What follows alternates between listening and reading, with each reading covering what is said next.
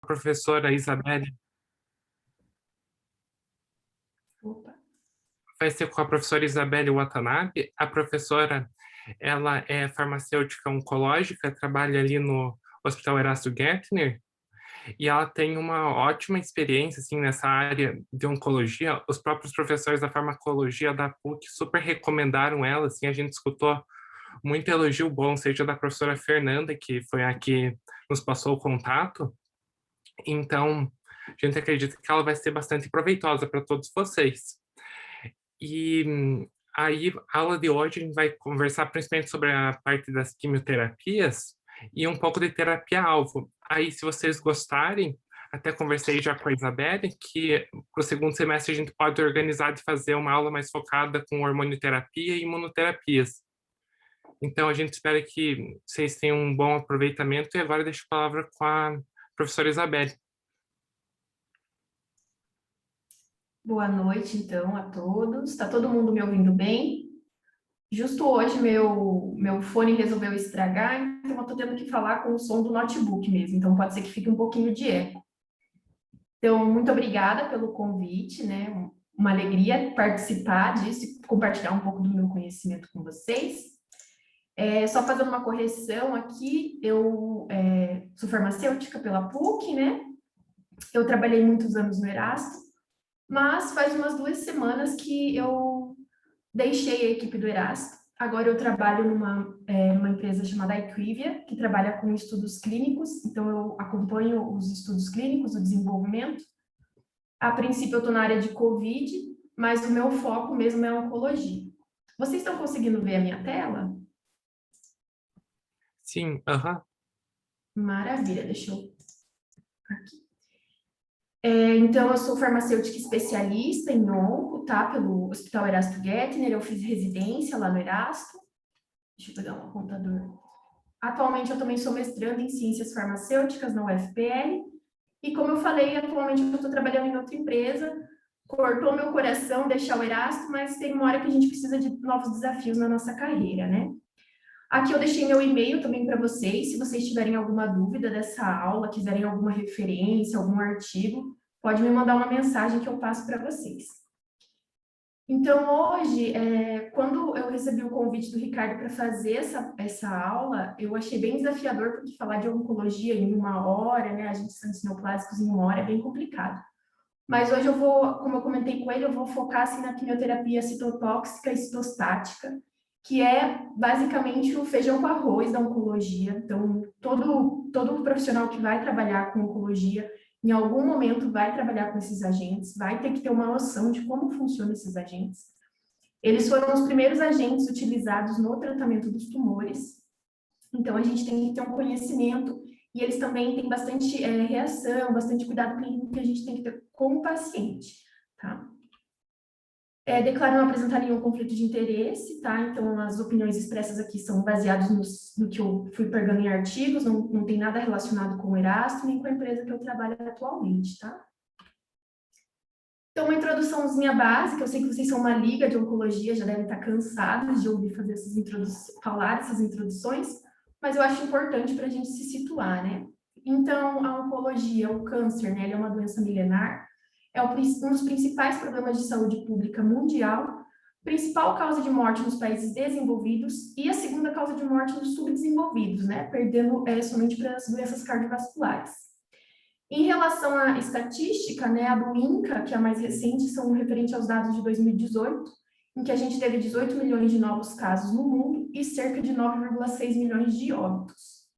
Para quem gosta, né, para quem tem mais interesse em saber sobre oncologia, eu recomendo a leitura desse livro, O Imperador de Todos os Males, que é realmente uma biografia do câncer. Ele conta lá desde o começo, de onde surgiu, né? A gente que trabalha na oncologia tem muitos mitos ainda, né? Então, a gente vê os pacientes sempre falando, nossa, mas isso é algo novo, isso é algo que está crescendo muito, mas o câncer já vem de muito tempo atrás, né? Então, ele é bem interessante para a gente saber desde onde ele veio, como começaram os tratamentos, como fomos quebrando alguns tabus, né? E eu recomendo a leitura para quem gosta dessa área. Em relação aos dados de 2020, a gente não tem dado do INCA ainda, mas a gente tem dado do Observatório Global de Câncer. Então, em 2020, nós tivemos um pouco mais de 19 milhões de mortes, de casos novos no mundo, tá? Então, foi um grande número, um grande salto comparado com a estatística de 2018. E a gente sabe que o câncer, né, ele é um processo complexo, ele é um multi-steps, não é um processo simples que acontece do dia para a noite.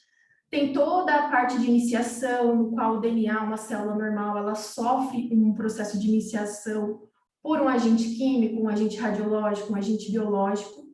E num organismo normal, quando a gente tem células funcionando adequadamente, o nosso DNA consegue ser reparado, ou, né, a gente consegue induzir essas células defeituosas à apoptose.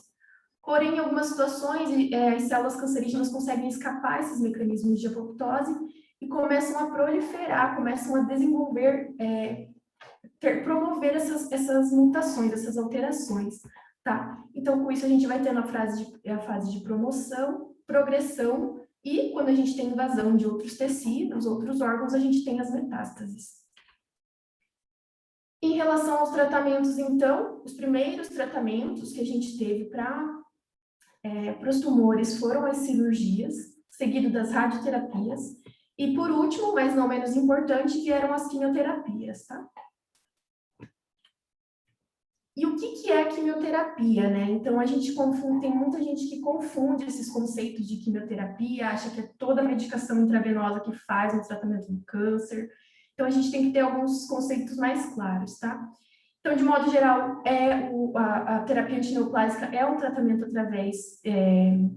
a terapia antineoplásica é um tratamento através de medicamentos.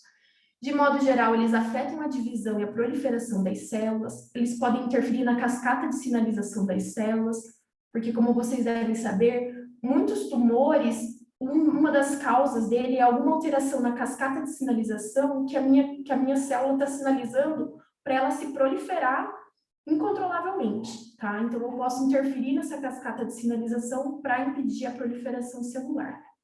Eu posso ter drogas atuando, então, na alteração dos processos metabólicos, e o intuito disso é destruir essas células neoplásicas, né? A RDC de 2020, então, ela traz a terapia antineoplásica como um conjunto de procedimentos terapêuticos, medicamentosos, que é aplicado ao paciente oncológico.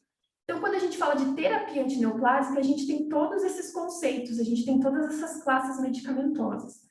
Então, nós temos os agentes citostáticos e citotóxicos, nós temos a terapia-alvo, que foi uma revolução, assim, no tratamento da oncologia, tá? O imatinib, o dasatinib, essas terapia-alvos são significativas na história da oncologia. Nós temos os imunomoduladores, que também são utilizados há muito tempo, né?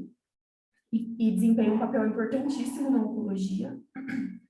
Agora, mais recente, a gente está em foco a imunoterapia, tanto que em 2018 foi até um prêmio Nobel, né, para imunoterapia, porque ela está revolucionando o tratamento dos tumores. A gente tem também a hormonioterapia e a gente tem os agentes adjuvantes, que são utilizados para amenizar os sintomas dos pacientes, para dar um suporte, por exemplo, para um paciente neutropênico, né? Então, esses agentes também se encaixam na classe de terapia antineoplásica. Hoje, infelizmente, a gente só vai conseguir abordar, né, os agentes citostáticos e citotóxicos porque o tempo é limitado e não quero vomitar conteúdo em vocês, tá? Então, esse é um dos agentes que vocês sempre vão ver na oncologia, tá? Não importa se o paciente é do SUS, do convênio, ele ainda faz parte da grande maioria dos protocolos de quimioterapia. Então, é por isso que eu achei importante enfocar nesse ponto hoje. E a quimioterapia, ela pode ser classificada como neoadjuvante e adjuvante. A neoadjuvante é aquela quimioterapia, aquele tratamento que é feito antes do tratamento definitivo. Então, ela é feita antes de uma cirurgia, antes de uma radioterapia, e ela tem o objetivo de reduzir o tamanho do tumor para facilitar na extração, né, na remoção durante a cirurgia, ou para facilitar a área que vai ser atingida pela radioterapia. A gente também tem a quimioterapia adjuvante, e essa quimioterapia adjuvante ela pode ser curativa ou paliativa. A adjuvante, geralmente, ela pode ser após um procedimento cirúrgico. ela pode ser associada ou não com a radioterapia. Isso é um ponto importante, porque quando o paciente faz radioterapia com quimioterapia, a gente tem que tomar bastante cuidado com as doses dos medicamentos, tá?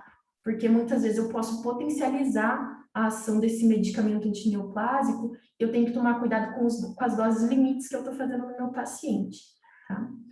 E ela também tem o objetivo de reduzir a incidência de metástase, tanto quando ela é feita na intenção curativa, quanto na intenção paliativa. A gente fala que ela é curativa quando eu tenho a chance de curar o paciente, eu tenho a chance de erradicar a doença, reduzir essas metástases, evitar essas metástases e evitar a recidiva. E a paliativa é quando o meu paciente já não tem mais uma chance de cura. Então, o que a gente faz numa quimioterapia paliativa, né?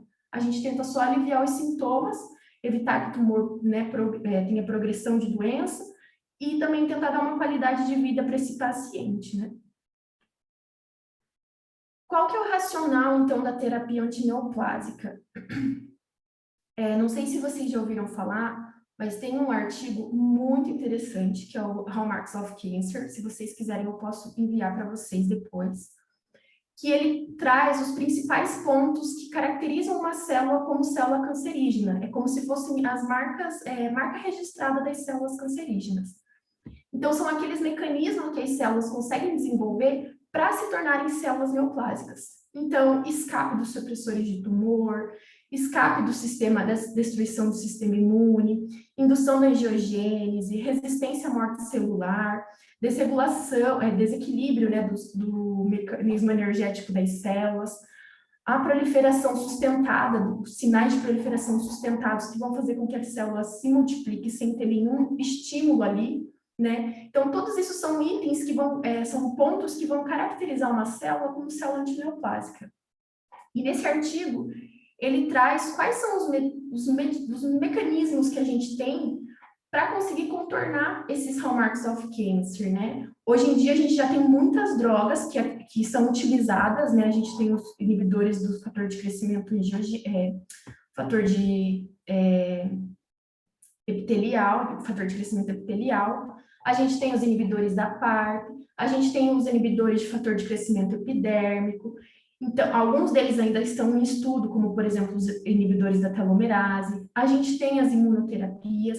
Então, todos esses medicamentos que estão sendo mais utilizados hoje em dia, mais desenvolvidos, estudados, são medicamentos para atingir esses hallmarks of cancer. Então, a maioria dos estudos que a gente vê hoje em dia, eles têm esse objetivo de atingir essas marcas registradas do câncer, tá? Porque é ali que eles veem que é onde a célula consegue se caracterizar como uma célula cancerígena mesmo. Mas isso não torna menos importante a nossa quimioterapia citostática e citotóxica, tá? Então, de modo geral, como que age a quimioterapia antineoplásica, né? O objetivo dela, então, é destruir as células neoplásicas e também preservar as células normais. A gente tem o objetivo de inibir a multiplicação e proliferação dessas células cancerígenas. Como que funciona a aplicação da quimioterapia? Por que alguns pacientes fazem aplicação toda semana, alguns pacientes fazem a cada 21 dias, outros fazem a cada 28 dias? Porque isso vai depender da cinética da célula tumoral. Cada célula vai ter uma cinética de crescimento. E isso vai influenciar, então, o tempo do meu ciclo celular. Além disso, eu tenho que levar em consideração o tempo que meu paciente leva para se recuperar daquela quimioterapia, tá? Porque a quimioterapia clássica, o citostático e citotóxico, ele vai atingir todas as células em geral. Então, eu não posso fazer uma nova dose de quimioterapia se meu paciente está neutropênico, se meu paciente está tendo diarreia, está vomitando, não está se recuperando daquele último ciclo. Então, ele vai se basear tanto na cinética da célula tumoral, quanto tempo aquela célula começa a se proliferar novamente, mas também no tempo que o meu paciente leva para se recuperar daquele ciclo de quimioterapia. De modo geral, então, os agentes que a gente vai ver hoje, eles vão agir diretamente no DNA, eles vão agir na produção de proteínas, ou eles podem agir diretamente nas proteínas. Então, quando a gente fala de proteína, a gente fala de receptores de membrana, a gente fala de enzimas, a gente fala de fatores envolvidos nas sinalizações, tudo isso pode ser afetado pela quimioterapia antineoplásica. E os agentes que a gente vai ver hoje, né, os citotóxicos e citostáticos, vão agir diretamente nessas células. e por isso que ela acaba não tendo muita seleção para uma célula específica, ela acaba atingindo todas as células do nosso corpo. Aqui eu trouxe uma imagem que eu acho muito legal, que é referente aos agentes citostáticos e citotóxicos. Então, eles podem ser ciclo-específicos e eles podem ser ciclo-inespecíficos ou ciclo-independentes. O que é isso? Agentes que são ciclo-independentes são aqueles agentes que vão se ligar ao DNA, independente se ele está se multiplicando, se ele está na divisão celular, independente de que fase que está o meu ciclo celular. Ele vai se ligar ao meu DNA e com isso ele vai causar a quebra desse DNA, vai induzir a apoptose. Alguns outros agentes que a gente vai ver hoje, eles são ciclo-específicos ou ciclo-dependentes. Então, eles vão agir, por exemplo, lá nos microtúbulos, quando eu estou tendo a fase de mitose, que eu estou formando os microtúbulos para fazer a divisão celular, eu vou ter drogas que vão agir diretamente nesses microtúbulos. Eu vou ter agente que vai agir nas topoisomerases para evitar que ela faça porque a topoisomerase ela vai desmanchando o superanovelamento, né? Então, eu posso inibir essa topoisomerase, meu DNA fica superanovelado, ele vai se quebrando e eu não consigo restaurar esse DNA. Então, eu posso ter agentes ciclo-inespecíficos e ciclo-específicos. Por que isso é importante também, né? A gente entender em que fase que o agente vai agir. Porque muitas vezes a enfermeira vai te perguntar assim, doutor, qual que eu faço primeiro? Eu faço a vincristina, que é ciclo específico, ou eu faço uma ciclofosfamida, que é um ciclo inespecífico? Qual que eu infundo primeiro? Isso é uma coisa bem comum delas perguntarem, né? E qual que é a importância da gente saber o mecanismo de ação deles? Se eu infundo, por exemplo, um agente que é ciclo independente, infundir uma ciclofosfamida, e ela, vamos dizer, ela paralisou a maior parte das minhas drogas em fase G2. Se eu introduzir um agente que age especificamente na fase M, ele não vai ter a mesma ação do que antes, entendeu? Ele não vai ter a mesma ação, porque é como se as minhas células tivessem parado, minhas células tivessem sido congeladas em G2, e eu não vou ter tanta célula na fase M. Então, é importante eu fazer um ciclo específico primeiro, antes de fazer um ciclo inespecífico, tá? Isso de modo geral. Claro que vai variar muito conforme cada protocolo, conforme a capacidade da droga de ser vesicante, de causar dano no tecido, mas esse é um dos pontos chaves que levam a gente a dar uma orientação para a enfermagem na hora da ordem de infusão. Se vocês tiverem alguma dúvida, gente, vão me perguntando, tá? Eu tô meio rouca, mas não é Covid, mas se tiverem alguma dúvida, pode ir perguntando, tá? E como que surgem os protocolos de quimioterapia? Então, eles são baseados em estudos clínicos, então eles começam lá na fase pré-clínica, que a gente descobre uma droga e vai tentar utilizar essa droga nos animaizinhos, ver como eles respondem, se deu um resultado bom, se eu tive resultados significativos, vou passando para as fases clínicas, fase 1, 2, 3. Baseado nesses grupos, nesses estudos clínicos, então, eu tenho grupos randomizados. Por que é importante eu ter grupo randomizado, né? Para eu não criar um viés no meu estudo, para eu não direcionar o meu estudo para um tipo de paciente especificamente, acabar não sendo um estudo de qualidade. Esses estudos clínicos, eles podem ser mono ou poliquimioterapia, então eu posso testar um novo medicamento, comparando ele com um placebo, ou eu posso associar ele a uma terapia que já existe. E eu faço análise de sobrevida desse paciente, tá? Quem trabalha em oncologia, então, uma das coisas que é muito importante é a gente saber entender estudos clínicos, entender artigo de sobrevida de doença. Ainda mais agora que a gente tem muito medicamento novo, muita imunoterapia.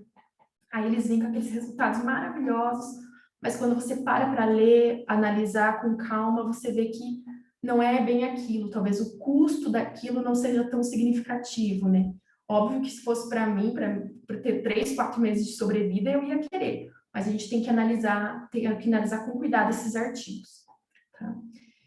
E esses protocolos de quimioterapia, então, eles definem as doses do medicamento, concentração, tempo de infusão, diluente, ordem de infusão e o intervalo entre os ciclos. Então, como eu falei para vocês, vai depender do tipo de tumor, mas também vai depender do tempo que o meu paciente vai demorar para se recuperar daquele ciclo de quimioterapia. Aqui eu trouxe uma dica de filme, né, se vocês tiverem algum tempinho. Essa história das células HeLa, não sei se vocês já ouviram falar, são células que a gente utiliza em cultivo celular, foram obtidas no tumor de ovário dessa paciente, Henrietta Lacks. Na época não teve consentimento, eles só usaram as células e depois a família não entendia como é que as células da mãe estavam em outros lugares. Enfim, é algo para a gente pensar assim, na questão ética de trabalhar com células, de trabalhar, né, com humanos em geral. E eu super recomendo esse filme, assistam com os lencinhos do lado, tá bom? Outra coisa que a gente tem na oncologia, quando a gente fala de agente citotóxico e citostático, é o cálculo das doses. Medicamento em geral, a gente calcula pelo peso do paciente, né? Na oncologia, a gente utiliza o que a gente chama de superfície corpórea. Por quê? Esse é um cálculo que foram feitos vários estudos e eles observaram que quando a gente faz a dose do paciente baseada na superfície corpórea, a gente consegue atingir doses terapêuticas mais seguras e reduz a variabilidade farmacocinética entre indivíduos. Então, existem vários estudos, eu não vou aprofundar muito aqui. E existem também várias fórmulas de superfície corpórea. Você digita na internet e já aparecem várias calculadoras. Os protocolos de estudo clínico que o hospital, o Erasto, a gente mais usava era essa fórmula de Mosteller, que é a altura do paciente vezes o peso, a altura sempre em centímetros, tá? Divididos por 3.600, e desse valor a gente tira a raiz quadrada. Com isso eu vou ter a superfície do meu paciente em metro quadrado. Então vocês vão ver que a grande maioria dos protocolos de oncologia é por metro quadrado. Tá? Não importa muito qual é a fórmula que você vai utilizar, existem poucas variações entre elas, mas sempre lembrar que o cálculo de dose em quimioterapia, na sua grande maioria, é por metro quadrado para reduzir essa variabilidade farmacocinética entre os indivíduos. E aqui eu trouxe uma carinha, um jeitinho de 2 protocolos para vocês, muito utilizados na oncologia de pacientes adultos. Então, aqui eu tenho um linfoma de Hodgkin, um ABVD.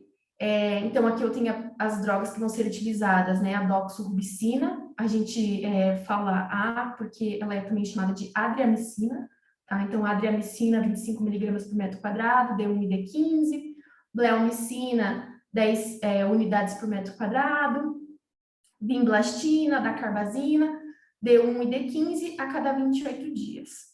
E câncer de colo retal, a gente utiliza muito o protocolo FOLFOX, que então tem a oxaliplatina no D1, a fluorouracila intravenosa, mais a fluorouracila infusão contínua por 46 horas. O paciente pode fazer internado, ou ele pode levar bombinha de são dispositivos infusores domiciliares, é como se fosse uma bolsinha, uma pochete, ele leva para casa, ele tem que ter um catéter central para ficar infundindo essa medicação, e ele consegue fazer essa infusão em casa, quando dá as 46 horas, eles vêm tirar esse medicamento. Uma curiosidade, os pacientes lá no hospital, eles eram muito espertinhos. Eles aprenderam que se eles esquentassem o elastômero, se eles esquentassem onde fica encaixado no catéter deles, infundia mais rápido, porque é uma borracha, então ela meio que dilatava e infundia mais rápido. Então tinha paciente que gostava de esquentar aquela região para infundir mais rápido. Então a gente teve que orientar a enfermagem, orientar os pacientes, falando dos riscos que isso podia acontecer. Mas são casos assim que a gente pensa que não vai acontecer, mas os pacientes são muito ligeiros. E a gente tem também o leucovorin, 400 mg por metro quadrado, e esse protocolo ele é feito a cada 2 semanas. Tá? Então, esses são protocolos muito utilizados para pacientes adultos. Eu trouxe aqui também um modelo de protocolo pediátrico, que é utilizado para leucemia aguda na pediatria. Então, as leucemias, elas são feitas, o tratamento, né, ela é feito em vários blocos, em várias fases. Então, nessa fase inicial, por exemplo, a gente conta aqui do D1 até o D35 do paciente. Então, no D1, o paciente já começa a ter uma inicial corticoide nesse paciente. Ele vai fazer esse corticóide até o D29, depois a gente faz o desmame até o D33, o D35. E aqui, para a gente interpretar, né, se um dia vocês fizerem algum estágio, forem trabalhar na oncologia pediátrica, muitos protocolos da pediatria, eles têm essa carinha assim. Então, eles colocam as datas aqui, né, D1, D8, D15, e aqui coloca quando que eu vou fazer a medicação. Então, por exemplo, a vincristina, 1,5 miligramas por metro quadrado, eu vou fazer aqui no D8, juntamente com a daunorubicina, tá? Então, para a gente saber interpretar esses tipos de protocolo, a asparaginase eu faço também aqui no D10, se não me engano, D12, tá? Então, essa é uma carinha de um protocolo de leucemia, por exemplo. E, por fim, vamos para os nossos agentes, né, que eu falei demais. Mas é que eu gosto dessa introdução, assim, porque às vezes alguns de vocês nunca viu como que é um protocolo, né? Tem conhecimento da oncologia, mas não sabe como que funciona essa questão. Lá no hospital eu trabalhava na parte de conferência de todas as doses, todos os diluentes, todos os tempos de infusão desses medicamentos. E eu atormentava a vida dos médicos, porque qualquer coisinha que estava errada a gente ia discutir. Então, sejam legais com seus farmacêuticos, tá? A gente não faz por mal, a gente faz pensando no paciente. Mas é importante vocês entenderem esse lado também, né? Porque a gente tem que ter esse respaldo científico, né? Se o paciente tiver alguma reação, tiver alguma coisa, a gente tem que ter base científica para explicar por que a gente fez aqui. Mas voltando aos nossos agentes, os agentes citostáticos e citotóxicos, se vocês forem procurar na literatura, existem várias classificações. Eu classifiquei do jeito que eu acho mais fácil de entender, em 4 classes principais, e a gente vai destrinchando um pouquinho de cada uma dessas classes. Então, eu classifiquei em agentes alquilantes, antimetabólitos, produtos naturais e enzimas. Vou tomar uma aguinha só um pouquinho.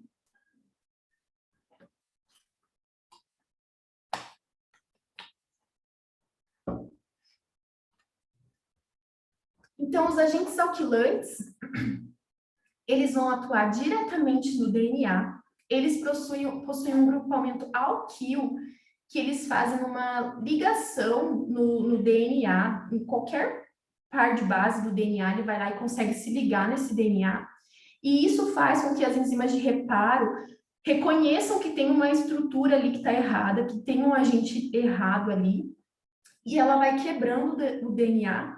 Só que como são muitas estruturas quebrando o meu DNA, são muitas estruturas ligando, eu não devo gastar energia com aquilo. Eu tenho um gasto de energético muito alto se eu for reparar todo aquele DNA. Então, quando eu tenho esses grupamentos alquil ligados no meu DNA, eu fragmento ele, né? Porque eu tenho as enzimas de reparo fragmentando ele para tentar consertar. Só que eu fragmento tanto que o meu gasto de energia vai ser tão grande que eu não vou conseguir reparar ele. Então, eu induzo a minha célula à morte, tá? E quais são esses agentes alquilantes? Nós temos as mostardas nitrogenadas, os alquilsulfonatos, as iridinas, nitrosureias, triazenos e derivados da platina. Então, de modo geral, um agente alquilante clássico, ele pode ser bifuncional ou não bifuncional. O que é isso? Então, geralmente eles têm essa carinha assim, tá? Esse cloreto aqui, quando ele entra na corrente sanguínea, ele é eliminado, ele perde, e ele fica com um elétron livre ali para reagir com as estruturas do DNA. Então, quando eu falo que o meu reagente ele é bifuncional, é porque ele tem duas moléculas ali para reagir no meu DNA. Quando ele é não bifuncional, é porque ele só tem uma cadeia ali que vai conseguir reagir com o meu DNA. De modo geral, os agentes bifuncionais, eles acabam sendo mais potentes, porque geralmente eles conseguem fazer o que a gente chama de ligação cruzada entre as fitas do DNA, e isso já é um indicativo para a célula não conseguir reparar aquele DNA e consegue já induzir diretamente a célula à apoptose, tá? Mas, de modo geral, é isso. O agente alquilante, ele entra no sangue, ele fica com essas cargas positivas que conseguem reagir com as cargas do meu DNA, porque meu DNA ele tem carga negativa, né? Então, ele se liga ao meu DNA e quando ele está ligado, ele está sinalizando para as moléculas de reparo que eu tenho alguma coisa, algum corpo estranho ali. Então, ele vai vir tentar reparar esse DNA, vai quebrar o DNA em vários fragmentos. Como são vários fragmentos, fica um gasto energético muito alto para reparar. Eu acabo, então, induzindo a minha célula apoptose. Então, ele pode se ligar somente fazer somente uma ligação com o DNA, que é o que a gente chama de não bifuncional, ou ele pode fazer esse cross-link entre duas fitas de DNA. Os agentes, os alquilantes, a principal característica deles, então, é a mielossupressão. Melfalano, carmostina e busulfano, eles são muito utilizados em transplante de medula óssea devido a essa mielossupressão que eles fazem, tá? Uma das principais toxicidades desses agentes também está muito envolvido com aquelas células que se multiplicam rápido. Eu gostava de explicar assim para os residentes da farmácia, né? Então, eles não têm uma seletividade para a minha célula cancerígena, ele vai agir em todas as células. Então, aquelas células que se multiplicam mais é que acabam sofrendo mais com toxicidade também. Então, as células trombomatopoéticas, o paciente fica neutropênico, o paciente fica com anemia, porque as minhas células sanguíneas, elas se multiplicam muito rápido. As células do trato gastrointestinal também se renovam muito rapidamente.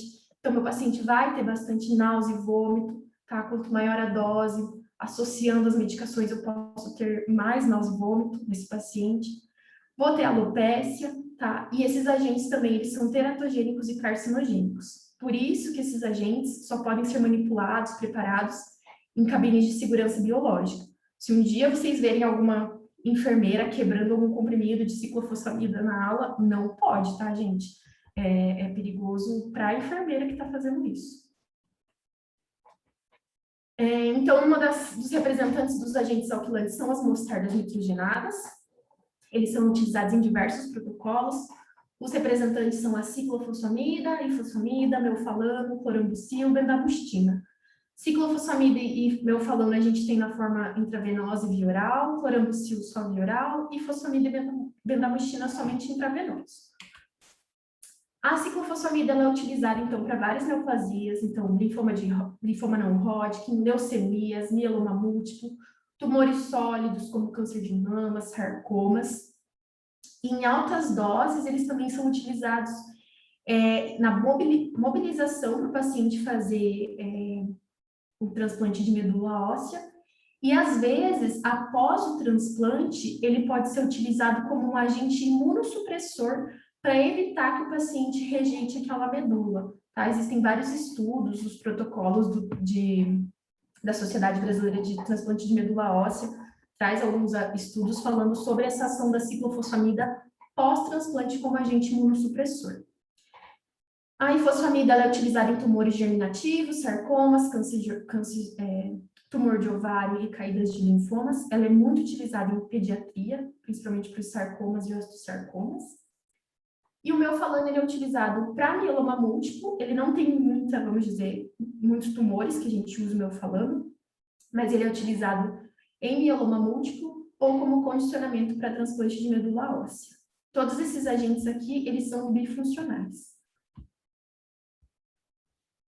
A ciclofosfamida, eu trouxe aqui para vocês porque ela é um agente que precisa sofrer uma metabolização via enzima P450 no fígado. Quando ela sofre essa metabolização, eu vou ter os metabólitos inativos, vou ter os meus metabólitos ativos, que são os que vão exercer a ação alquilante no meu DNA, e eu também vou ter os meus agentes tóxicos, tá? Então, o principal agente tóxico da ciclofosfamida é a acroleína e o cloracetaldeído. A ifosfamida, ela também sofre metabolização no fígado, via P450, também forma metabólitos ativos, também forma os metabólitos inativos, que são eliminados normalmente, e também formam os metabólitos tóxicos. Por que a gente se apega tanto aos metabólitos tóxicos da ifosfamida e da ciclofosfamida? Um desses metabólitos é a acroleína. Tanto a ciclofosfamida quanto a ifosfamida, elas podem gerar a acroleína. E essa molécula, ela causa uma reação na parede da bexiga, no tecido urotelial, e faz, dependendo da dose, ela pode fazer o que a gente chama de cistite hemorrágica.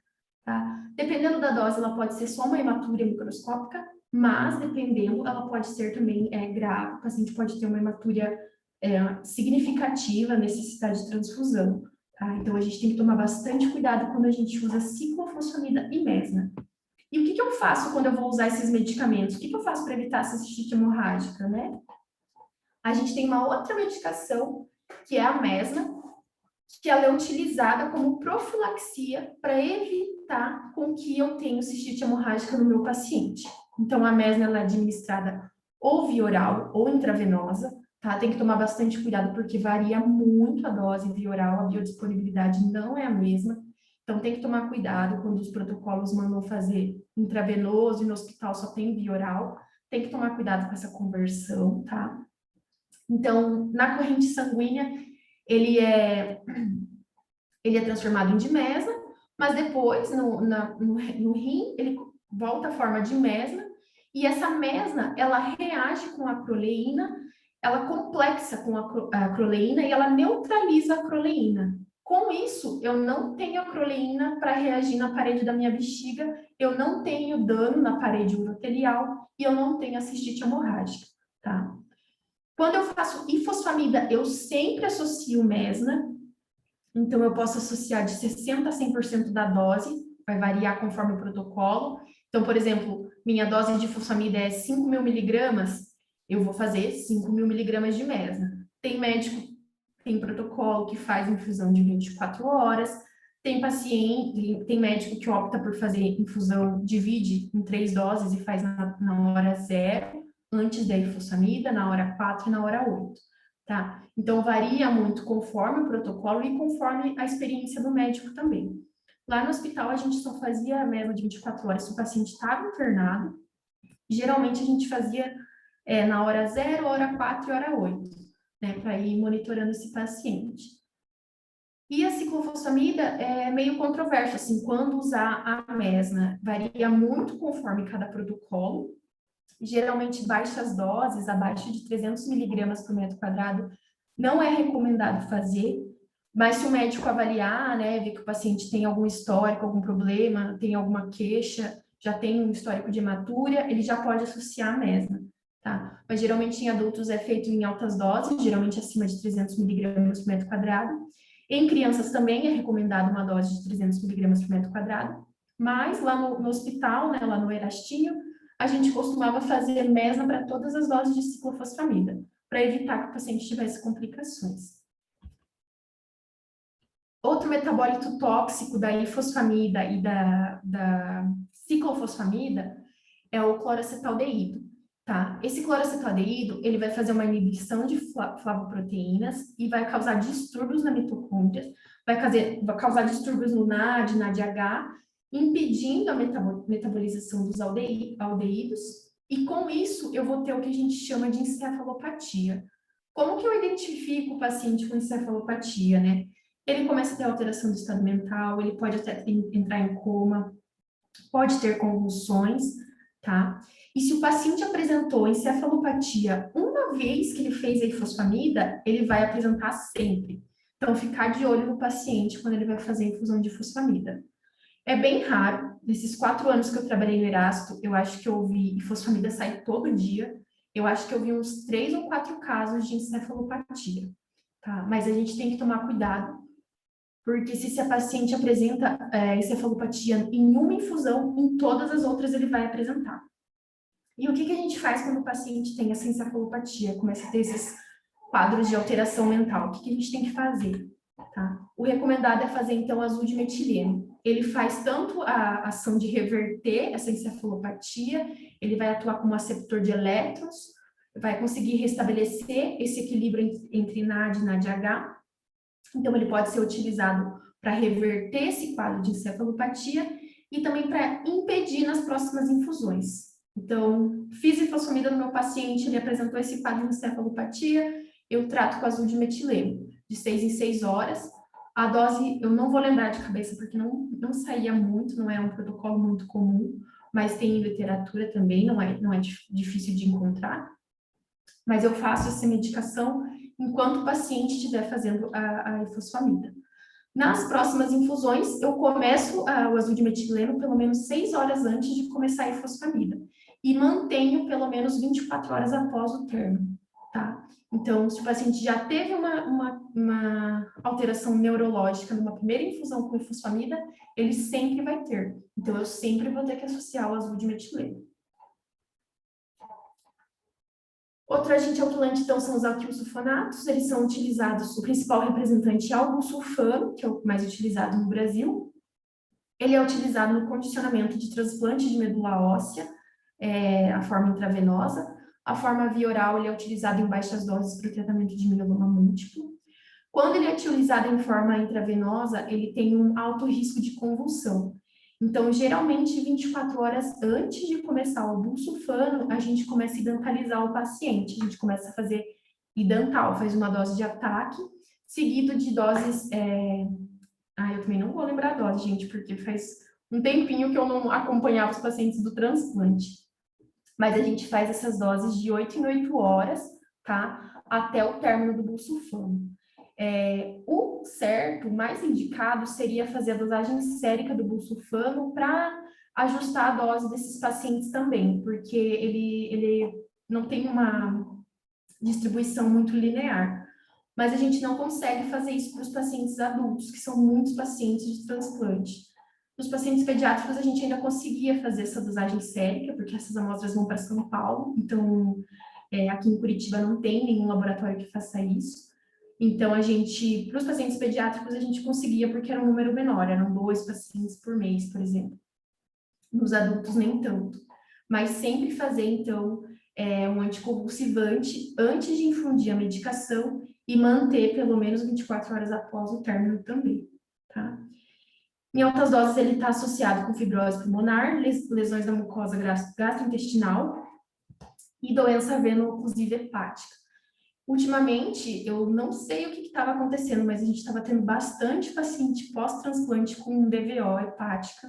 É grave, tá? Agora a gente tem uma medicação, que é o Defibrotide, que a gente conseguia tentar reverter o quadro desse paciente, mas não tinha muito sucesso. Eu acho que de 8 pacientes que eu acompanhei, só 2 conseguiram sobreviver.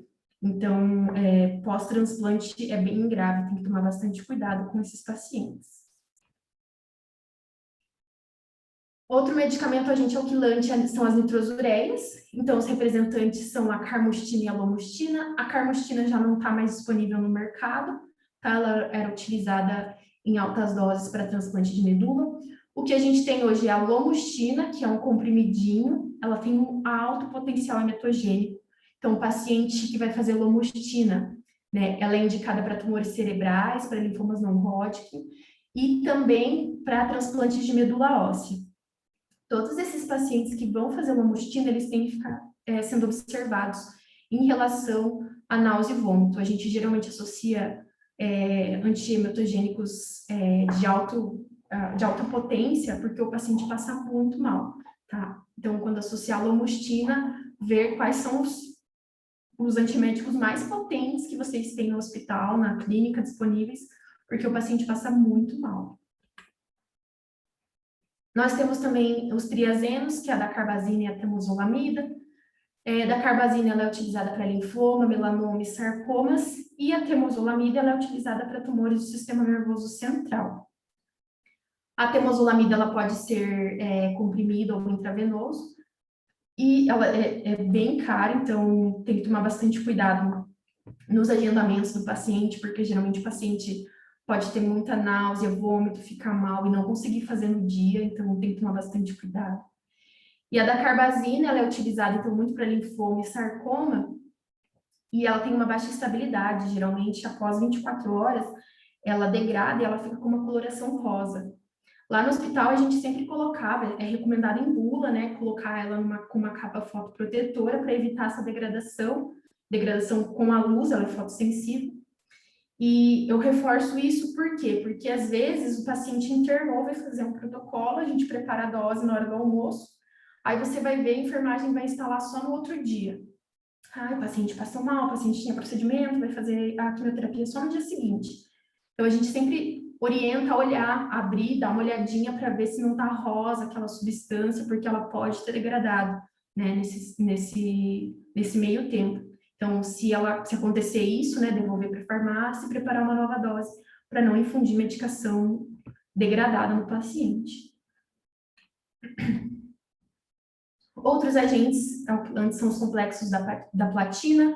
Eles são muito utilizados para diversos tumores, então ovário, cabeça e pescoço, bexiga, pulmão, colo retal. Eles são muito utilizados em estudos em relação à exposição ocupacional. Tem o perfil de toxicidade clássico, né, hematológico, trato gastrointestinal, e eles têm um alto potencial emetogênico, tanto que a carboplatina, antigamente a gente conseguia fazer só uma ondazetrona. No último guideline que saiu dos Estados Unidos, eles já recomendaram classificar ela como alto potencial emetogênico.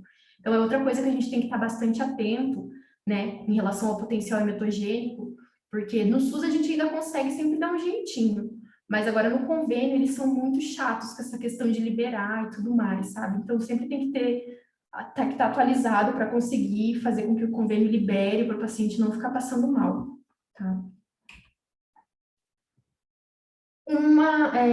Um detalhe sobre a cisplatina, né? A cisplatina ela pode causar toxicidade tubular, ela está muito associada com perda de cálcio e magnésio. Então, em pacientes idosos, pacientes frágeis, a gente tem que monitorar bem esses eletrólitos, tá? É recomendado fazer essa monitoração de eletrólitos para todos os pacientes, mas nos idosos a gente acaba tendo um cuidado maior, tá? Em algumas instituições é recomendado fazer, então, o controle da diurese do paciente que vai fazer a cisplatina, mas o que é recomendado de modo geral, em todo lugar, em todo protocolo, é fazer uma hidratação intensa nesse paciente para evitar essa toxicidade renal, tá? Lá no hospital, o nosso protocolo era fazer, então, 1.000 ml de soro físio e 250 ml de manitol antes de infundir a cisplatina. A gente acompanhava a diurese desse paciente, então o paciente tinha o seu potinho lá, ele fazia o xixizinho, a enfermagem ia controlando qual que estava a diurese desse paciente. Se tivesse uma diurese de 100 ml hora, podia infundir a cisplatina, e após o término da cisplatina é feito mais 1.000 ml de soro e mais 250 ml de manitol, tá? Então o paciente tem que hidratar bem por causa dessa toxicidade tubular que o paciente pode ter. Outro medicamento que tem uma particularidade é a carboplatina, tá? A carboplatina é um dos poucos agentes antineoplásicos que não vai ser calculado por metro quadrado. Ela vai ser calculada pela AUC. Então, ela vai ser calculada por essa fórmula de Calvert. E por que isso, né? Foi observado que os pacientes que faziam carboplatina, eles tinham respostas muito variáveis. Tinha paciente que não sentia nada, tinha paciente que tinha efeitos muito graves, precisava de internação para recuperar, tá? Então, eles foram analisando esses pacientes e viram que a carboplatina, ela dependia muito da filtração glomerular desses pacientes. Se o paciente tinha uma filtração glomerular lenta, ele ia ter mais toxicidade. Então, foi desenvolvida essa fórmula de Calvert, que é baseado no clearance do paciente, tá? E na minha AUC-alvo. A AUC, não sei se vocês já tiveram essas partes de farmacologia, é o que a gente chama de área sobre a curva. É a concentração, vamos assim dizer, de droga que eu preciso ter no meu sangue para ter uma concentração sérica adequada para fazer um efeito sem ser tóxico. Então, cada protocolo ele vai ter um AUC-alvo. Pode ser um AUC de 5, um AUC de 4, um AUC de 3, tá? Isso para carboplatina. Então, para a gente calcular a carboplatina, eu tenho que saber qual que é o meu AUC-alvo e multiplicar esse valor pelo clearance do meu paciente, tá? Existem várias fórmulas na internet também, vocês não precisam calcular isso, a gente não calculava, a gente usava fórmulas. Existem várias fórmulas que você usa para calcular tanto o clearance quanto a dose de carboplatina, tá? Isso faz, então, com que o paciente tenha menos toxicidade, porque leva em consideração essa taxa de filtração glomerular que ele tem. Outra curiosidade sobre a carboplatina é que ela tem uma dose máxima recomendada para evitar, então, toxicidade. Então, isso é uma recomendação do FDA, que a gente tem que levar em consideração a taxa de filtração máxima de 125 ml por minuto, tá? Então, como que funciona isso? Vai ser a minha dose alvo, meu AUC alvo, vezes 150. Da onde que é esse 150? Esse 150 é o 125 da minha taxa de filtração glomerular, mais os 25 que eu posso ter eliminado de outros modos no organismo, tá? Então, essa vai ser a minha dose máxima de carboplatina, o meu AUC vezes 150.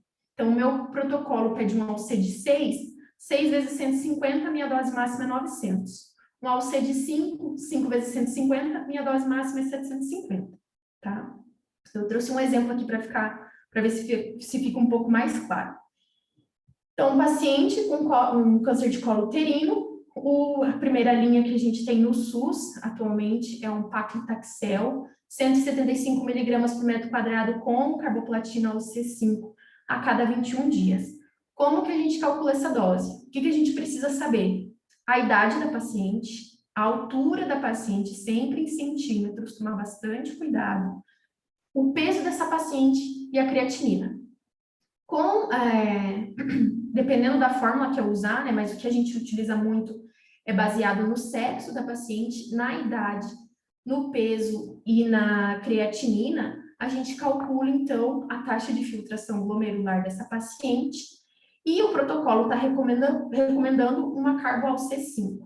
Quando eu coloco isso na fórmula, quando eu faço o cálculo, uma paciente com essa creatinina, com o clearance que ela tem, eu vou ter uma dose de 925 miligramas para essa paciente. Porém, a minha paciente, a gente tem que lembrar que a carboplatina tem uma dose máxima.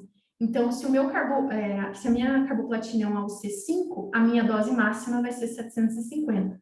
Então, por mais que eu fiz as contas, coloquei na fórmula, calculei por Calvert, deu 925, o máximo recomendado é 750. Posso fazer 925? Pode. Isso varia muito da clínica médica também. Eu, particularmente, eu nunca vi os médicos ultrapassando esses valores, tá? Geralmente, eles ultrapassam quando, por exemplo, é um paciente jovem para um tumor de testículo, que você tem uma alta chance de cura, é o primeiro ciclo de quimioterapia que ele vai fazer na vida, ele tem uma performance status muito boa, então o médico acaba arriscando e fazendo o C que tinha sido calculada. Mas, de modo geral, eles preferem seguir essa dose máxima, porque eles garantem que o paciente não vai ter tanta toxicidade e vai conseguir seguir os ciclos sem atrasar tanto a quimioterapia, por neutropenia, por outras complicações, tá? Acho que não sei se ficou alguma dúvida, é meio complicadinho explicar como funciona a carboplatina, só na prática que vocês vão entender mesmo, sabe? Mas é só para vocês terem essa noção de que a carboplatina, ela é calculada diferente, ela depende da taxa de filtração glomerular do paciente e ela tem uma dose máxima. Então, sempre tomar cuidado com esses fatores. Outra medicação, então, é a oxaliplatina. Ela é utilizada em vários protocolos e eu trouxe ela aqui porque uma das reações que ela geralmente causa no paciente é a neuropatia periférica. E essa neuropatia periférica, ela pode ser de forma aguda ou forma crônica. Ela acontece, então, por um aumento da sensibilidade dos neurônios. Quando ela é de forma aguda, o paciente, ele sente muita diferença até quando ele vai mexer em objetos frios. Então, o paciente não conseguia chegar perto da geladeira, não conseguia pegar uma garrafa de água, porque começa a dar choquezinho na mão dele, como se fosse, né, uma super sensibilidade ali. Então, ele vai se queixar disso, vai falar assim, ai, doutor, nossa, eu não consigo segurar um copo de água, eu não consigo chegar perto da geladeira. Isso é um sinal que pode ser uma toxicidade pela oxaliplatina, tá? O que a gente faz nesses casos? Orienta o paciente a evitar contatos com objetos frios, porque é real essa sensibilidade, tá? Pode fazer, então, uma modificação da dose dessa oxaliplatina e pode também administrar um neuromodulador. O mais comum, que é indicado, assim, é a gabapentina, porque geralmente o paciente consegue de graça pelo SUS. Então, eles conseguem amenizar bem esses sintomas, tá? Já a forma crônica, geralmente, ela não depende do frio, o paciente vai ter aquela sensação de sensibilidade, independente se está frio, se está quente. Ela é dose cumulativa, então, quanto mais aplicações o paciente faz, maior a chance dele desenvolver essa neuropatia periférica.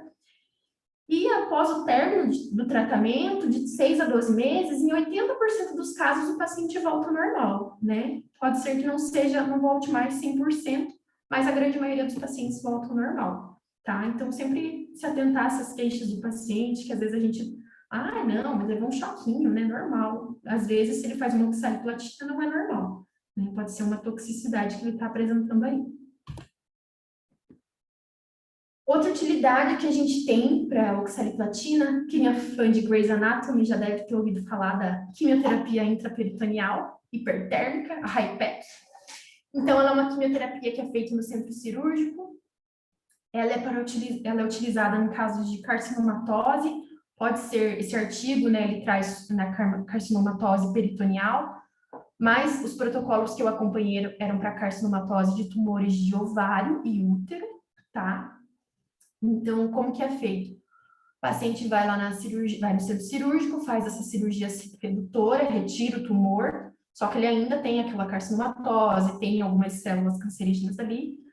Aí, com a ajuda de um aparelho, né, parece não sei explicar muito bem, mas é um trambolho grandão, assim, sabe? É infundida uma quimioterapia, cerca de 2 litros na solução glicosada, é infundida essa quimioterapia dentro da barriga do paciente, dentro da parte do peritônio do paciente. E fica aquela sopa ali no paciente, fica em torno de 1 hora, fica circulando, entra a quimioterapia quente, sai aquela sopa jogada fora, tá? Isso faz, então, com que a gente tenha uma citorredução, que a gente tenta diminuir o número de células cancerígenas ali naquela região. Uma coisa importante, né, se vocês forem no centro cirúrgico e tiverem fazendo uma HIPEC, pelo amor de Deus, se atentem às máscaras. A primeira vez que eu fui ver uma HIPEC, eu era residente da farmácia lá do hospital, fui super curiosa. Os médicos e um monte de acadêmico e residente, tudo lá, o paciente aberto, eu levei a quimioterapia.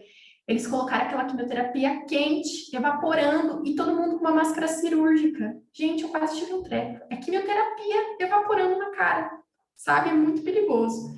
Então, se um dia vocês acompanharem uma HIPEC, vocês têm que estar pelo menos com uma PFF2, para evitar com que vocês fiquem respirando aquela quimioterapia. E, enfim, foi bom ter visto essa cirurgia acompanhado, que daí a gente implementou de ter PFF2 nos dias de HIPEC, porque, né, pode ser que naquele momento você não sinta nada, mas vai saber mais para frente as consequências, né? Outra classe de agentes, então, são os agentes antimetabólicos. Eles têm uma estrutura similar aos aminoácidos ou aos nucleotídeos. Eles fazem substituições no DNA, no RNA. Eles vão competir com os metabólitos naturais. Por isso que eles se chamam agentes antimetabólicos. Eles vão bloquear, então, a síntese de DNA e, geralmente, eles atuam na fase S, porque na fase S é onde eu estou tendo a proliferação, estou tendo a síntese, estou tendo proliferação de DNA, então é onde eu tenho mais uso dos antimetabólicos. Eu tenho mais metabólitos necessários ali, tá? Os antimetabólitos, então, eles podem ser antifolatos, eles podem ser os análogos das purinas, que podem ser, então, análogos da adenosina e da guanina, e eles podem ser os análogos das pirimidinas, que são as fluoropirimidinas e a citidina. Eles têm um amplo uso na oncologia, tá? Então, análogos do folato, eles são utilizados em leucemias, tumor de mama, osteosarcoma, tumor de pulmão, tá? Análogos das pirimidinas e das purinas, eles têm vários usos também, então, mama, colo retal, pâncreas, leucemias, tá? E a gente vai ver um pouquinho de cada um deles. Então, de modo geral, como que funcionam os antifolatos, né? Primeiro, que todas as nossas células, elas precisam de ácido fólico. Então, o ácido fólico, ele entra no nosso organismo, ele sofre várias metabolizações pela essa enzima chamada dihidrofolato redutase, até chegar nessa forma de tetrahidrofolato, tá? Essa forma de tetrahidrofolato, ela tem a capacidade de fornecer carbono para as minhas células, para eu formar as purinas e as pirimidinas. E com isso eu tenho a síntese do DNA. Os antifolatos, o que eles fazem? Eles fazem a inibição dessa enzima de hidrofolato redutase. Então, eu inibo essa enzima aqui, tá?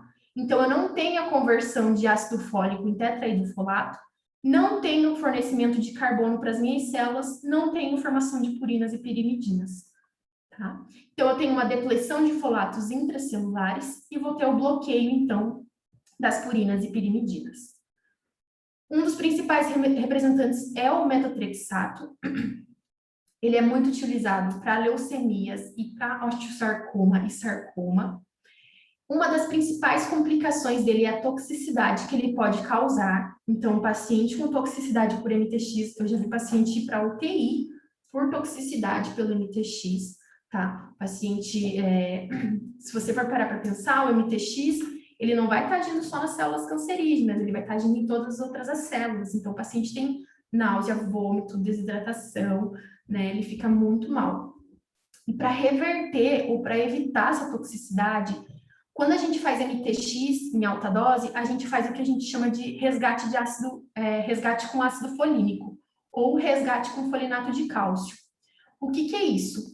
O folinato de cálcio, quando ele é administrado, ele tem livre acesso às células saudáveis. As minhas células saudáveis, elas conseguem absorver esse ácido folínico, e com isso, elas vão competir com o metotrexato e vão conseguir metabolizar, vão conseguir formar, então, as minhas bases purínicas e piridínicas, tá?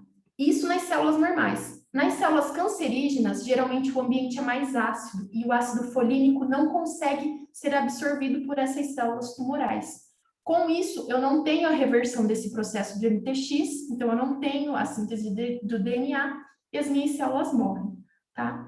Então, para a gente evitar essa toxicidade exacerbada por MTX, quando ele é feito em alta dose, a gente associa o ácido fólico, geralmente começa 24 horas após a infusão, tá? Então, 24 horas, eu comecei o MTX hoje, 8 horas da noite, amanhã, 8 horas da noite, eu começo o resgate com ácido fólico, e geralmente esse resgate é feito de 6 em 6 horas, até eu apresentar concentrações séricas de MTX muito baixas. Tá? Então, por que isso acontece? Reforçando por que a gente faz esse resgate, porque o folinato de cálcio consegue penetrar nas células saudáveis, eu consigo restabelecer a síntese de DNA nas minhas células saudáveis, enquanto as minhas células cancerígenas não conseguem fazer esse processo. E o que a gente considera MTX de alta dose? Geralmente acima de 1.000 miligramas por metro quadrado, tá? 1 grama por metro quadrado já é considerado alta dose. Se o paciente já teve toxicidade em ciclos anteriores, até uma dose menor, uma dose intermediária, já é recomendado fazer o resgate com ácido folínico. E como que eu sei qual que é a dose do folinato de cálcio que eu vou ter que usar? Vai depender muito de cada protocolo. Geralmente ele pode variar de 10 a 100 miligramas por metro quadrado. O recomendado é de 6 em 6 horas, mas se o paciente está tendo toxicidade, não está eliminando esse MTX, a gente pode aumentar os intervalos para de 3 em 3 horas. Geralmente, doses muito altas de MTX, a gente acaba fazendo de 3 em 3 horas, tá? E eu vou aumentando a dose ou diminuindo a dose do folinato de cálcio conforme a dosagem sérica do meu MTX. O indicado é fazer uma dosagem sérica que ela esteja menor que 100 nanomol por litro, tá? A coleta de MTX sérico é feita a cada 24 horas, após o início do MTX, e os resgates de folinato de cálcio, eles iniciam geralmente 24 horas após o início, ou ele pode iniciar após o término da infusão, se for uma infusão de 24 horas, né? Então, eu fiz meu MTX por 24 horas, a primeira coleta só vai ser 24 horas após o término, tá? E eu vou ajustando o folinato conforme o nível sérico de MTX. Então, quais são os cuidados clínicos que a gente tem que tomar com o MTX, tá? Monitorar os níveis séricos. Então, o paciente vai fazer MTX, todo dia de manhã pedir avaliação, a dosagem sérica do MTX, avaliar a função renal desse paciente e lembrar de prescrever os resgates de folinato. Eu tenho que fazer a alcalinização da urina. Então, antes de eu infundir o MTX no paciente, eu tenho que estar com a minha urina alcalina. Ela tem que ter, no mínimo, um pH 7 ou mais. Por quê? Uma urina ácida, eu faço a cristalização do MTX, ele cristaliza nos túbulos renais e eu causo toxicidade no paciente, tá? Como é feita essa alcalinização? Geralmente com bicarbonato de sódio. Tem médico que gosta de iniciar, manter a infusão durante toda a infusão de MTX. Os médicos, a recomendação é iniciar 24 horas antes de fazer o MTX, porque eu tenho que atingir um pH acima de 7 desses pacientes para não causar o dano renal. E eu tenho que controlar esse pH urinário. Então, a enfermagem tem que avaliar como que está o pH desse xixi a cada 6 horas, para reduzir o risco, então, de formar esses cristais nos túbulos renais.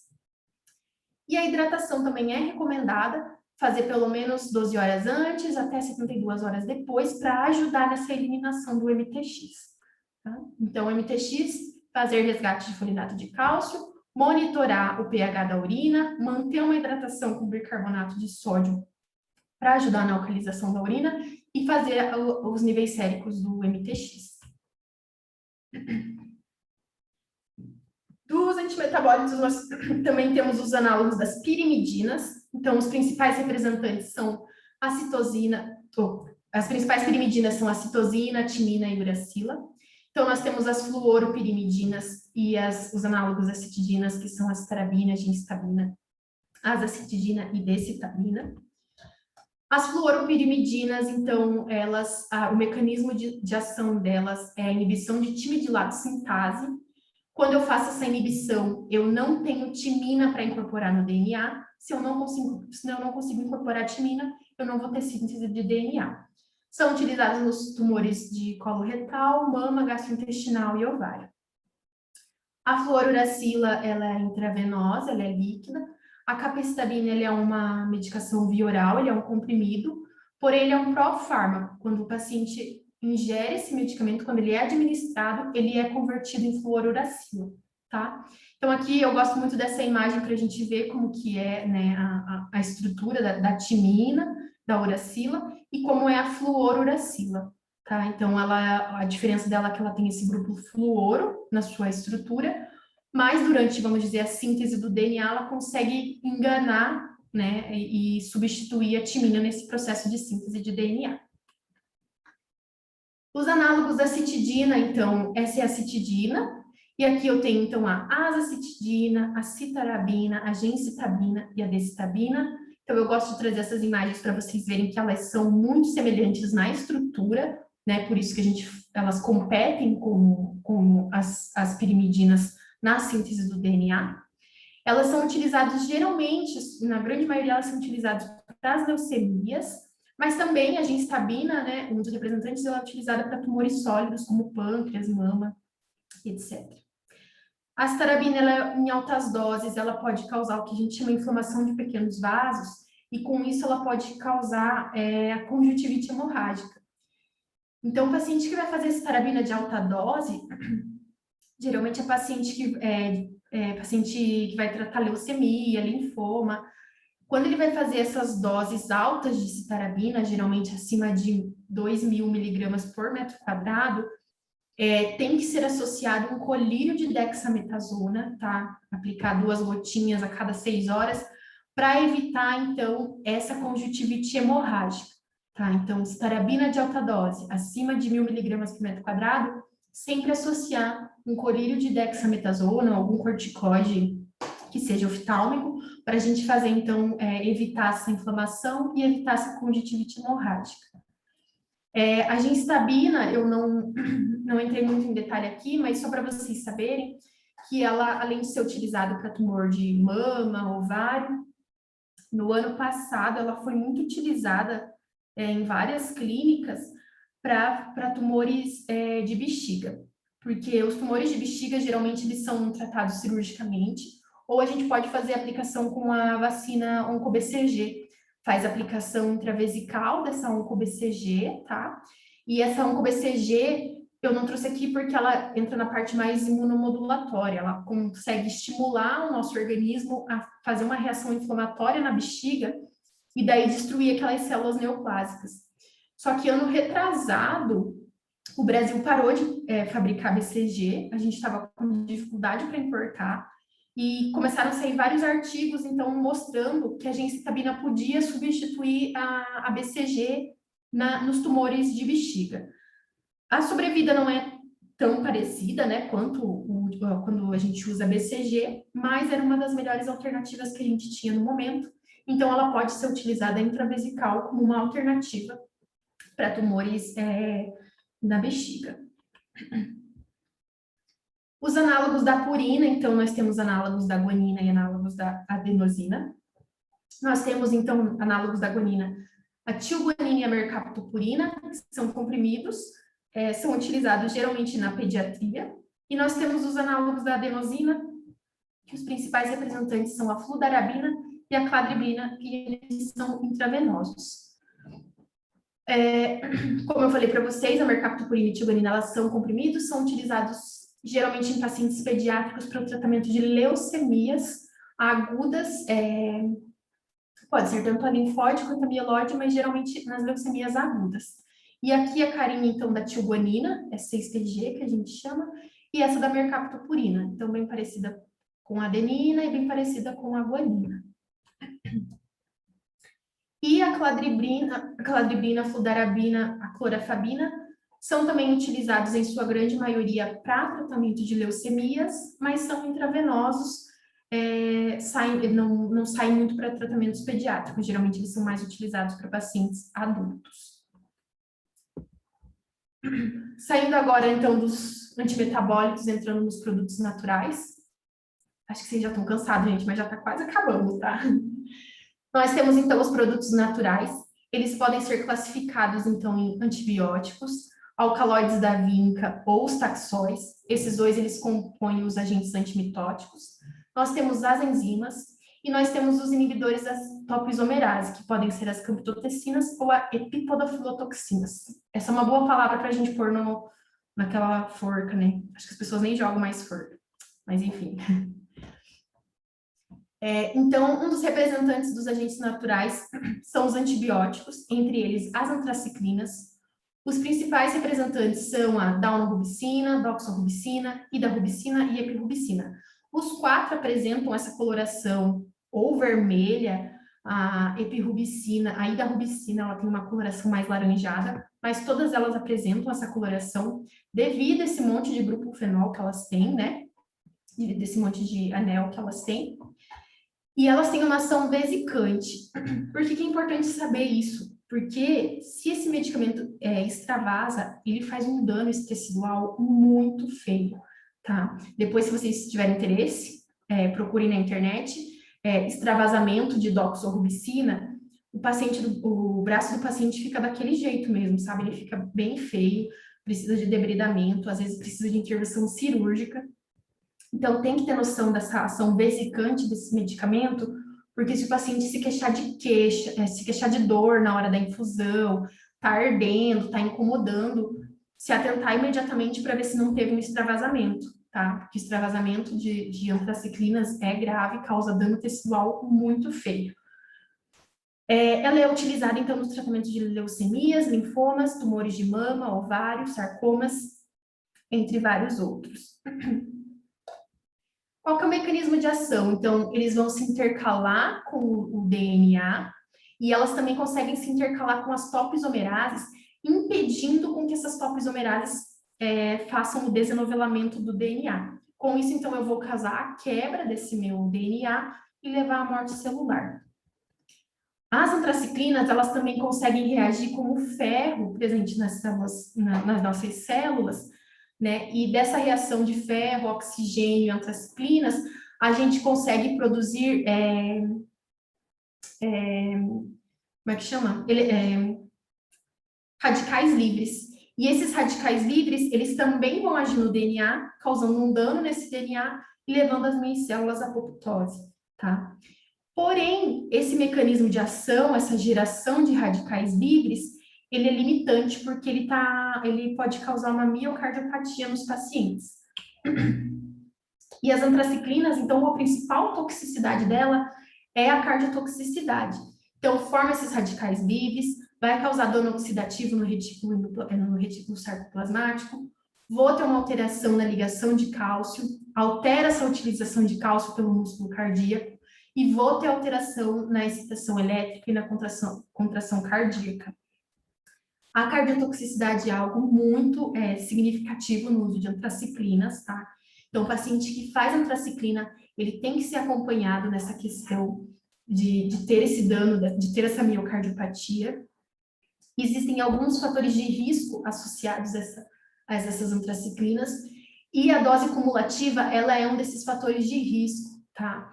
Então, pacientes que vão fazer antraciclinas, eles têm uma dose cumulativa limite que pode ser utilizada, tá? Então, por exemplo, doxorubicina, um paciente adulto pode fazer de 400 a 550 miligramas por metro quadrado para a vida dele, tá? Isso não é de um tratamento, de um ciclo. Por que eu falo isso que é importante de saber para a vida?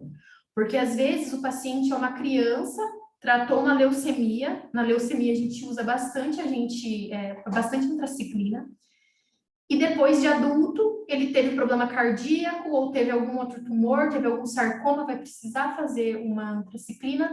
Então, eu tenho que saber qual foi a dose cumulativa que ele fez, quanto que ele já fez de uma antraciclina, para eu continuar fazendo o tratamento desse paciente. Quando eu atingir essa dose máxima, eu termino o tratamento? Não, não é bem assim. O que eu tenho que fazer? Eu tenho que monitorar melhor esse paciente. Então, ele tem que ter um acompanhamento com cardiovascular. Existem cardiologistas especialistas na parte de oncologia em acompanhar esses pacientes. Então, minha paciente está fazendo doxorubicina, atingiu a dose limite, mas ela está respondendo bem ao tratamento, será que eu paro? Não, encaminha ela para o cardio. Geralmente, as pacientes, elas fazem acompanhamento com cardio antes de cada aplicação, e o cardiologista vai liberando as aplicações, falando se está seguro fazer ou não, tá? Mas a gente tem que se atentar a essa cardiotoxicidade do paciente. Para a pediatria, então, essa dose máxima é de 300 miligramas por metro quadrado. Então, se algum dia um paciente falar que fez tratamento quando era criança, teve um tumor, teve uma leucemia, tentar resgatar esse histórico, tentar entrar em contato com a instituição que fez esse tratamento para a gente monitorar essa dose que esse paciente fez. Ah, não vou ter acesso? Então, já encaminho o paciente para uma avaliação cardiovascular antes de começar uma antraciclina, tá? Para a gente não ter surpresas no meio do tratamento. Outras alternativas de manejo para esses pacientes é a infusão semanal e prolongada, né? Tentar diminuir a dose e infundir semanalmente. E a gente também pode associar algumas medicações, como, por exemplo, o Cardioxane. Até hoje eu não consigo falar esse nome, então eu falo o nome comercial, o Cardioxane. Ele pode ser associado, tá? E a gente pode associar outras medicações para tentar controlar esses problemas cardíacos do paciente. Outro agente é a bleomicina. Ela é muito utilizada para tumores que têm ação curativa, geralmente tumores de células germinativas do testículo do ovário. Então, ela é muito utilizada nos esquemas de BEP e ABVD. E uma das toxicidades que ela pode causar, que é bem significativa, é a toxicidade pulmonar. Então, a dose cumulativa dela também tem que ser monitorada, porque o paciente pode ter risco de uma toxicidade pulmonar. Eu já vi paciente fazer uma aplicação de bleomicina e apresentar toxicidade pulmonar. Foi preciso suspender o tratamento desse paciente, tá? Então, tem que monitorar. Outra coisa que tem que tomar bastante cuidado também é o risco desse paciente. Quanto mais velho o paciente, então maior risco de eu ter uma toxicidade, monitorar o clírix desse paciente. E o problema que a gente teve muito grave, a gente está tendo ainda a bleomicina, é o desabastecimento. Até ano passado, a Horácio estava importando a bleomicina. Esse ano voltaram a produzir aqui no Brasil, voltou a ser fabricado, mas é uma coisa meio na sorte, assim, nunca você tem que ter sorte na hora que você vai conseguir, que você vai comprar, porque às vezes não tem um estoque suficiente. E isso é grave porque ela faz parte de protocolos que curam o paciente, né? Tumores germinativos são altamente curáveis. Então, se a gente fica adiando esse tratamento, a gente fica tirando esse medicamento que é tão importante para esse tratamento, quais são as consequências mais para frente disso, né? Será que esse paciente vai responder tão bem ao tratamento quanto se ele estivesse fazendo com a bleomicina?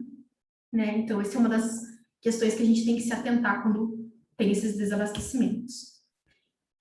Dos agentes antimitóticos, então, nós temos esses derivados das plantas, que são os alcaloides da vinca, os taxóis, as camptotecinas e as podofilotoxinas. Todos eles são derivados de alguma planta e todos eles são agentes antimitóticos. Então, os agentes antimitóticos, um dos principais representantes são os alcaloides da vinca. Eles vão agir nos microtúbulos, tá? O que são os microtúbulos? Eles têm várias funções no nosso organismo. mas a principal é a formação do fuso mitótico durante a mitose, né? Então, ele forma aqueles fusos para eu conseguir fazer a divisão da minha célula. Os alcaloides da vinca, eles vão agir nesses microtúbulos, impedindo com que eu forme esses microtúbulos. Eles vão impedir a polimerização de novos dímeros. Eu não vou conseguir formar microtúbulo, eu não vou conseguir fazer a divisão da minha célula. Uma das principais toxicidades dos alcaloides da vinca é a neurotoxicidade, a neuropatia periférica, porque ele vai agir nas tubulinas presentes nos tecidos nervosos, tá? E dependendo do medicamento, eu posso ter uma neuropatia mais exacerbada ou menos exacerbada. E a gente tem que ir monitorando isso também para, se necessário, reduzir a dose do paciente e controlando essa neuropatia periférica. Outro medicamento que vai atualizar nos microtúbulos são os taxóis, paclitaxel, nab-paclitaxel, docetaxel.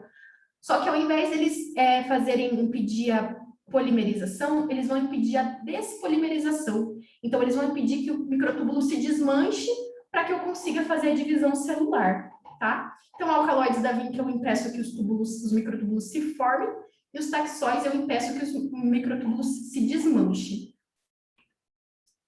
Uma coisa importante de saber sobre o paclitaxel, ele é muito utilizado em tumores sólidos, principalmente tumor de mama e próstata, tá? Ele é muito utilizado. Só que a extração dele é bem complicada, ele é muito difícil de solubilizar, e para isso a indústria farmacêutica colocou 2 veículos, que são o Cremofor e o Polisorbato 80, para fazer com que ele ficasse solúvel. Acontece que esses 2 reagentes, eles reagem com o PVC dos plásticos, do equipo, das seringas, e fazem uma reação que libera esse DHP. E esse DHP, ele é tóxico para o paciente, ele é hepatotóxico e ele é cancerígeno. Então, ficar bastante atento se, né, você está vendo um paciente fazer quimioterapia, dá uma olhadinha para ver se aquela bolsa não é de PVC, geralmente bolsa mole, aquelas bolsas moles, elas são todas de PVC. Geralmente é recomendado fazer naquelas Ecoflax, que são mais durinhas, porque isso representa um risco para o paciente, tá? Além disso, esses veículos, o Cremofor, ele está muito associado às reações anafiláticas. Então, o paciente, é muito comum o paciente de paclitaxel ter reação anafilática durante a infusão. Começar a ter reação, o paciente começou a se queixar aqui, minha garganta está trancando, está coçando, estou me sentindo estranho, já fica atento para medicar esse paciente, que pode ser alguma reação pelo Cremofor. E o polissorbato está associado à hipotensão. Então, também verificar os sinais vitais desse paciente antes, durante e após a infusão. As toxicidades, então, estão se relacionadas, né, às toxicidades clássicas, então, neutropenia. Tem também a relação da hipersensibilidade devido à presença desses veículos que fazem essas reações anafiláticas.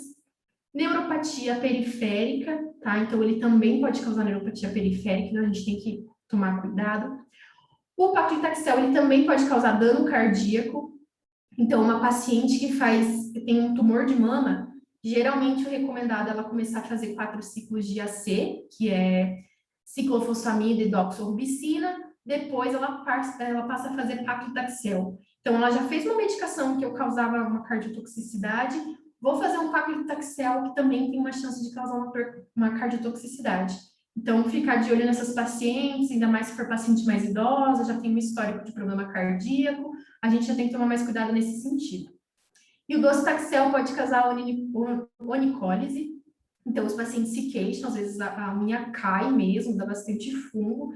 Então, se o paciente se queixar disso, pode ser uma consequência da medicação.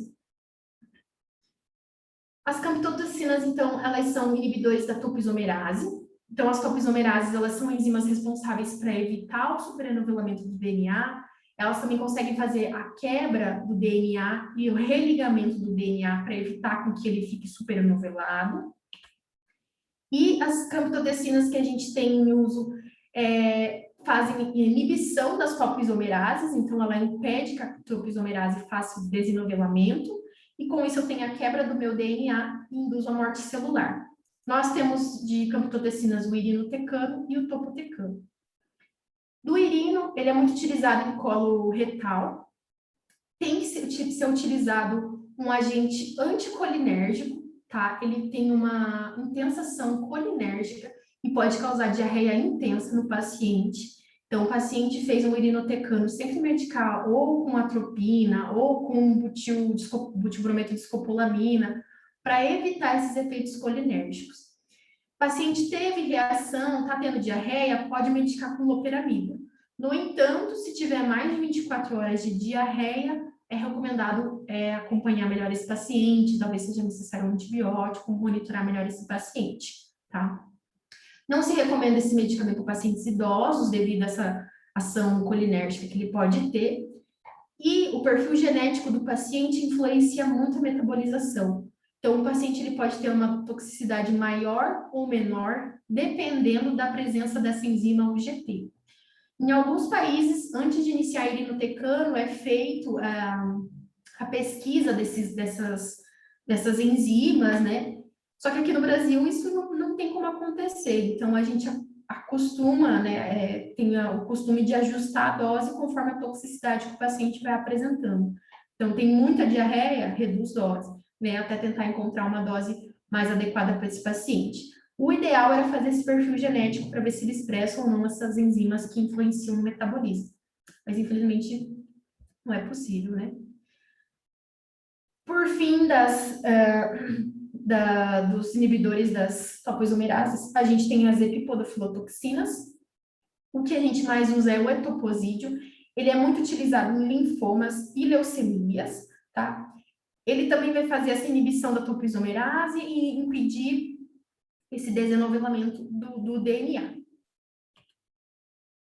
E por último, o representante das enzimas, acho que talvez até vocês já tenham ouvido falar da asparaginase, 2017, 2018, teve bastante assunto na mídia sobre a asparaginase, porque a gente estava importando uma asparaginase chinesa, que não era bem aquilo que estava descrito em bula, tinha muitos outros componentes que não batiam com o que a gente tinha comprado, enfim. A asparaginase, então, ela é uma enzima. O que ela faz, né? A asparagina ela é um aminoácido que a gente não produz naturalmente, a gente sintetiza, na verdade, a partir do aspartato, e essa reação é feita por uma enzima chamada asparagina sintetase. A gente tem em todas as nossas células essa enzima asparagina sintetase, então as nossas células normais conseguem produzir asparagina, porém as células leucêmicas, elas não conseguem produzir asparagina, elas dependem de uma fonte exógena, então elas dependem da asparagina que está na corrente sanguínea. E quando eu uso a asparaginase, o que eu faço? Asparaginase é uma enzima que vai degradar asparagina. Então, eu diminuo a concentração de asparagina no meu sangue, eu não tenho asparagina para as células leucêmicas, então eu não tenho esse aminoácido nas células leucêmicas e acaba, então, fazendo a destruição, né, a morte dessa célula por falta desse aminoácido. Então, como eu falei, ela acontece mais nas células leucêmicas, porque elas não conseguem produzir essa asparagina, enquanto as nossas células saudáveis têm essa enzima que produz. Então, a asparaginase, ela acaba degradando só a asparagina que está livre no sangue e não é absorvida pelas células leucêmicas. E, como eu falei anteriormente, a gente teve vários problemas de desabastecimento. Antigamente, o governo fornecia para a gente todos os pacientes pediátricos, geralmente ela é utilizada em leucemias, né? Então, os pacientes pediátricos que eles tinham um cadastro lá no governo, o governo sabia quando eles iam aplicar, mandavam uma dose para a gente, e todo mundo era feliz. Até que acabou a nossa felicidade no final de 2017.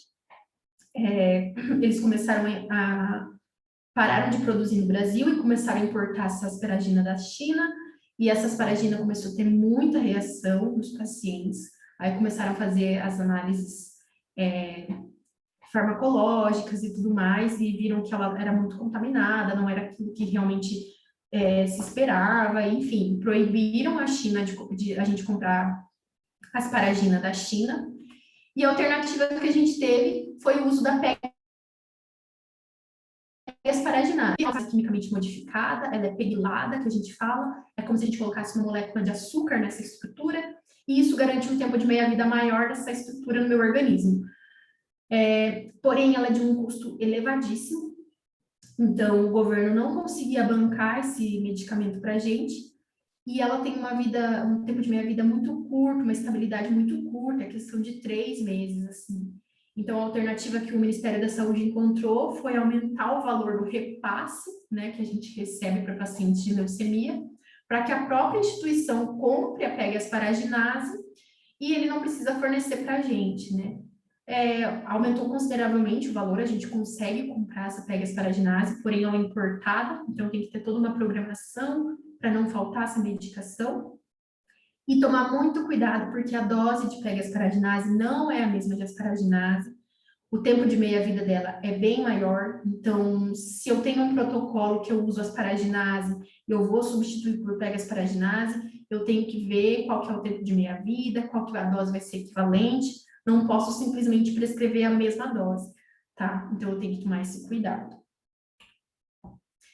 Gente, é isso. Eu falei demais, eu sei, coitados, vocês devem estar cansados.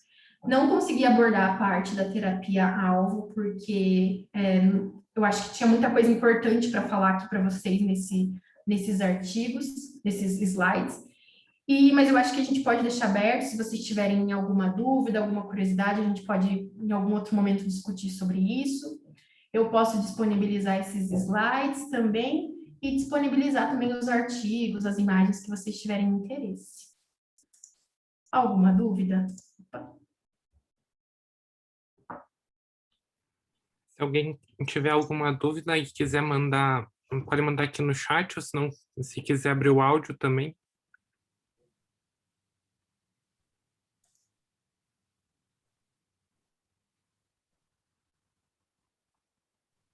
Eu não estou conseguindo sair daqui, deixa eu...